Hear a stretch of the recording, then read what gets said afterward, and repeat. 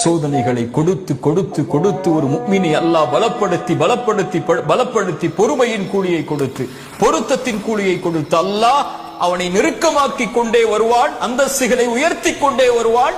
அந்த அந்தஸ்தை அல்லாஹ் ரப்புல் ஆலமீன் நாளை மறுமையில் வெளிப்படுத்துவான். அவர்களுக்கு இந்த சோதனைகளை மறுமையில் இருந்து பார்க்கும் போது அவர்களுக்கு அதுவெல்லாம் ஒன்றும் தெரியாமல் ஆகிவிடும். சொர்க்கத்தை அல்லாஹ் ஒரு மனிதனுக்கு ஒரு முறை காட்டுவான். அவன் வாழ்நாள் முழுக்க சோதிக்கப்பட்டவன். சொர்க்கத்தை ஒரு முறை பார்த்தவன் அல்லாஹ் கேட்பான், உலகத்தில் ஏதாவது நீ சோதிக்கப்பட்டாயா என்று. அவன் சொல்லுவான், யா அல்லாஹ், உலகத்தில் நான் எந்த ஒரு சோதனையும் பார்க்கவில்லை என்று. அதை விட பெரிய அந்தஸ்து என்ன இருக்க போகிறது? அல்லாஹ் ரப்புல் ஆலமீன் இந்த மூன்றின் காரணமாகத்தான் இறை நம்பிக்கை கொண்டவர்களை சோதிப்பான். ஏன் இறை நம்பிக்கை கொண்டவர்களை அல்லாஹ் விரும்புகிறான்? விரும்பினால் சோதித்த அல்லாஹ் அவர்களை நெருக்கமாக்கிக் கொண்டே வருவான்.